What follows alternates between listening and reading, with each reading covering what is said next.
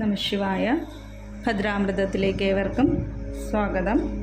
ശ്രീ മഹാഭദ്രകാളി സഹസ്രനാമ സ്തോത്രത്തിൻ്റെ 3 വരിയിലായി ഭഗവതിയുടെ 20 നാമങ്ങളോളം നമ്മളിവിടെ പറഞ്ഞു കഴിഞ്ഞു.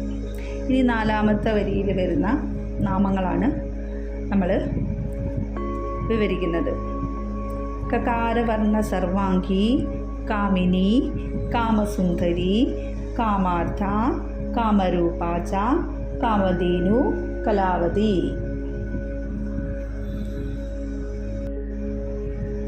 കകാരവർണ്ണ സർവാംഗി, കായിൽ തുടങ്ങുന്ന സർവവർണ്ണങ്ങളും ദേവി സർവാംഗത്തിലുമായി ധരിച്ചിരിക്കുന്നു. കകാരത്തിൽ ആരംഭിക്കുന്ന എല്ലാ പദങ്ങളും ദേവി തന്നെയാണ്. കാളീബീജത്തിൻ്റെ മൂലസംവിത്ത് അക്ഷരമായ കകാരം ഉത്കൃഷ്ടമായ ദേവീ സ്വരൂപം തന്നെയാണ്. മഹാകാല സംഹിതയിൽ മഹാകാലവിരചിതമായ കകാരാദി സഹസ്രനാമ സ്തോത്രം കാളീ ഉപാസനയിൽ വളരെയധികം പ്രാധാന്യമുള്ളതാണ്. കാമിനി, കാമസുന്ദരി.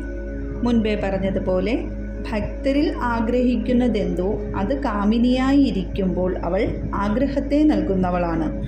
എന്നാൽ ഇവിടെ ആഗ്രഹത്തിൻ്റെ സ്വരൂപത്തിൽ സ്വയം വർദ്ധിച്ച് ആനന്ദിക്കുന്നവളാണ് ദേവി.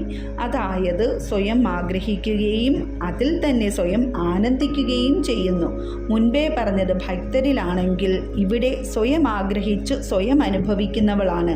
അതിനാൽ ദേവി കാമസുന്ദരിയായി മാറുന്നു. ആഗ്രഹിച്ചതിൻ്റെ ലാഭം കൊണ്ടുണ്ടായ വർദ്ധിച്ച ആനന്ദത്തിൽ ഭഗവതി വളരെ മനോഹരിയായിത്തീരുന്നു. കാമാർത്ഥ, കാമരൂപ. ആഗ്രഹിക്കുന്നതെന്തോ ആ വസ്തുവായിരിക്കുന്നത് ദേവി തന്നെയാണ്. നാം ഒരു വിളക്ക് അല്ലെങ്കിൽ ഒരു പുഷ്പം ആഗ്രഹിച്ചു വന്നിരിക്കട്ടെ. ആ വിളക്കും പുഷ്പവും എല്ലാം ദേവിയാണ്. ആഗ്രഹം എന്തിലുണ്ടാവുന്നുവോ അതെല്ലാമായിരിക്കുന്ന ദേവി കാമരൂപയാണ്. എന്ന് വെച്ചാൽ ആഗ്രഹമുണ്ടാവുന്നത് ഏത് വസ്തുവിലാണോ ആ വസ്തുവിൻ്റെ രൂപവും ദേവിയാകുന്നു എന്ന് സാരം. കാമധേനു.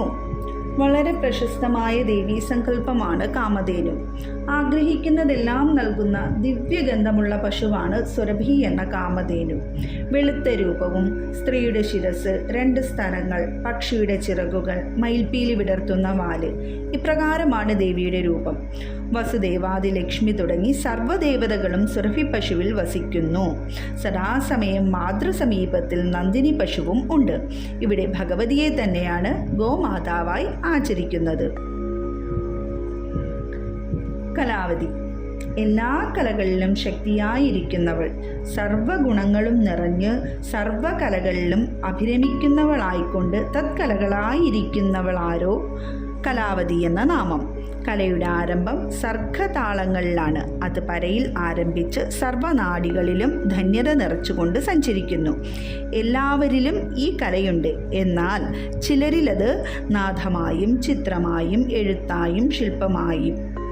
ഏത് തൊഴിലാണോ അതിൽ എല്ലാം സംക്രമിച്ച് കൂടുതൽ ശോഭനമാക്കാറുണ്ട്. അങ്ങനെ ശോഭിക്കുന്ന പരയെ കലാവതി എന്ന് വിളിക്കുന്നു.